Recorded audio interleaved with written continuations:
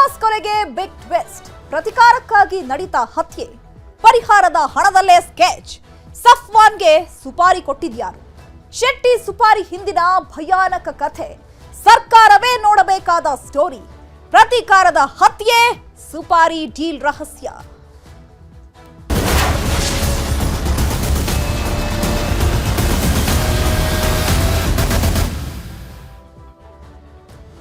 ಮಂಗಳೂರಿನಲ್ಲಿ ಸುಹಾಸ್ ಶೆಟ್ಟಿ ಹತ್ಯೆ ಪ್ರಕರಣಕ್ಕೆ ಸಂಬಂಧಪಟ್ಟಂತೆ ಸುಹಾಸ್ ಹತ್ಯೆಗೆ ಕಾರಣ ಏನು ಗೊತ್ತಾ?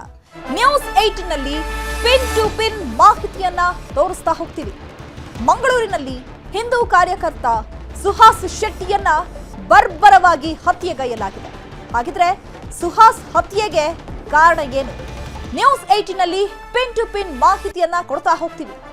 ಹಳೆ ದ್ವೇಷಕ್ಕೆ ಸುಹಾಸ್ ಶೆಟ್ಟಿ ಕೊಲೆ ಆಯ್ತಾ? ಹಾಗಿದ್ರೆ ಕೊಲೆ ಹಿಂದಿನ ಗ್ಯಾಂಗ್ ಹಾಗಿದ್ರೆ ಯಾವುದು?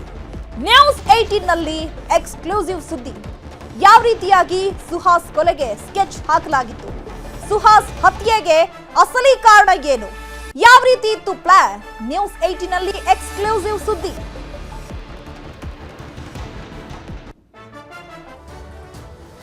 ಸಫ್ವಾನ್ ಗ್ಯಾಂಗ್ ನಿಂದ ಸುಹಾಸ್ ಶೆಟ್ಟಿ ಮರ್ಡರ್ ಆಗಿದೆ.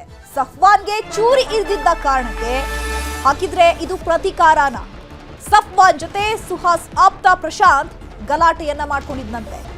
ಹಾಗಾಗಿ ಇದೇ ಕಾರಣಕ್ಕೆ ಸುಹಾಸ್ ಶೆಟ್ಟಿಯನ್ನ ಕೊಲೆಗೈದಿರುವ ಶಂಕೆ ವ್ಯಕ್ತವಾಗ್ತಾ ಇದೆ. 2023 ಸೆಪ್ಟೆಂಬರ್ 3ರಂದು ಕಳವಾರು ಬಳಿ ಸಫ್ವಾನ್ ಜೊತೆ ಗಲಾಟೆಯಾಗಿತ್ತು. ಸಫ್ವಾನ್ಗೆ ಚೂರಿ ಇರಿದಿದ್ದ ಸುಹಾಸ್ ಆಪ್ತ ಪ್ರಶಾಂತ್ ಮಾತುಕತೆಗೆ ಕರೆದು ಡ್ರ್ಯಾಗರ್ನಿಂದ ಇರಿದಿದ್ದಂತಹ ಪ್ರಶಾಂತ್ ಇದೇ ಒಂದು ಕಾರಣಕ್ಕೆ ಸುಹಾಸ್ ಹತ್ಯೆ ನಡೆದಿದೆ ಅಂತ ಹೇಳಲಾಗ್ತಾ ಇದೆ. ವೈಯಕ್ತಿಕ ದ್ವೇಷಕ್ಕೆ ಹಲ್ಲೆಯನ್ನ ಮಾಡಲಾಗಿದೆ, ಕೊಲೆಯನ್ನ ಮಾಡಲಾಗಿದೆ. ಗಂಭೀರವಾಗಿ ಗಾಯಗೊಂಡು ಆಸ್ಪತ್ರೆ ಸೇರಿದ್ದ ಸಫ್ವಾನ್ ಹಲವು ಬಾರಿ ಪ್ರಶಾಂತ್ ಮೇಲೆ ದಾಳಿಗೆ ಸಫ್ವಾನ್ ಪ್ಲಾನ್ ಮಾಡಿದ್ದ. ಪ್ರಶಾಂತ್ ಬೆಂಬಲಕ್ಕೆ ನಿಲ್ತಾ ಇದ್ದಂತಹ ಸುಹಾಸ್ ಶೆಟ್ಟಿ ಈ ವಿಚಾರದಲ್ಲಿ ಸುಹಾಸ್ ಸಫ್ವಾನ್ ಮಧ್ಯೆ ಸಂಘರ್ಷ ಏರ್ಪಡ್ತಾ ಇತ್ತು. ಹೀಗಾಗಿ ಪ್ರಶಾಂತ್ ಬದಲಿಗೆ ಸುಹಾಸ್ ಶೆಟ್ಟಿಗೆ ಸ್ಕೆಚ್ ಅನ್ನ ಹಾಕಲಾಗಿದೆ. ಪ್ಲಾನ್ ಮಾಡಿ ಸುಹಾಸ್ ಹತ್ಯೆ ಮಾಡಿದ್ದ ಸಫ್ವಾನ್. ಹಾಗಿದ್ರೆ ಸಫ್ವಾನ್ ಇದೇ ಕಾರಣಕ್ಕೆ ಕೊಲೆಯನ್ನ ಮಾಡಿದಾನ?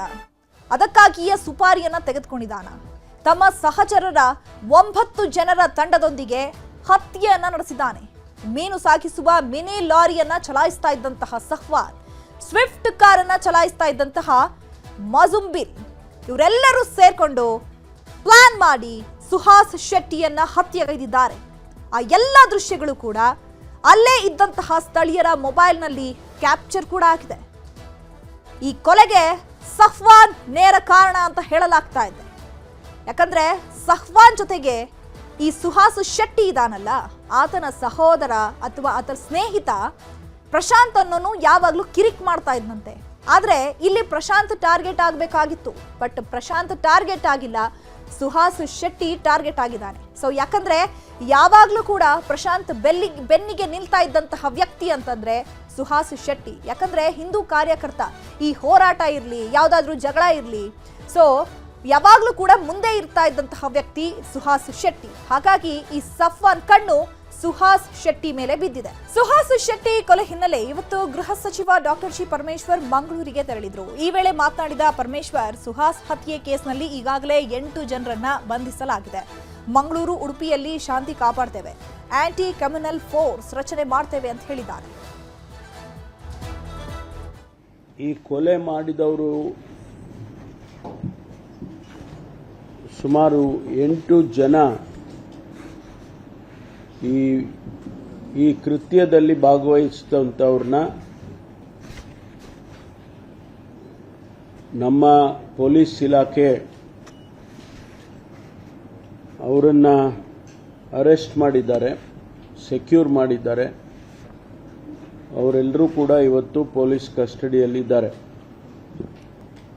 ದಕ್ಷಿಣ ಕನ್ನಡ ಜಿಲ್ಲೆ, ಉಡುಪಿ ಜಿಲ್ಲೆ ಶಾಂತಿಯಿಂದ ಇರಬೇಕು, ಜನ ಶಾಂತಿಯಿಂದ ಇಲ್ಲಿ ಬದುಕಬೇಕು.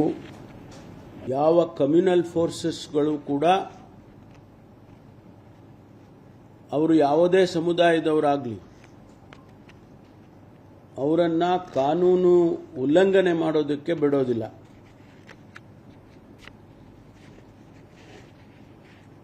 ಅವರನ್ನ ಹತ್ತಿಕ್ತೇವೆ,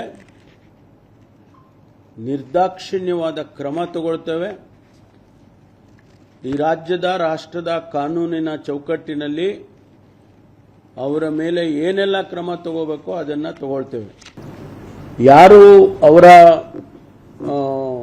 ಅವರು ಒಂದು ಪಕ್ಷಕ್ಕೆ ಸೇರಿದವರು ಅಂತ ಹೇಳ್ಕೊಳ್ತಿದ್ದಾರೆ, ಅವರು ಮಾಡಿದ್ದಾರೆ, ಅವರಿಗೆ ಅದು ಅರಿವಿರಬೇಕು. ಅವ್ರ ಮೇಲೆ 5 ಕೇಸ್ ಇದೆ, including the murder case, 2 murder case.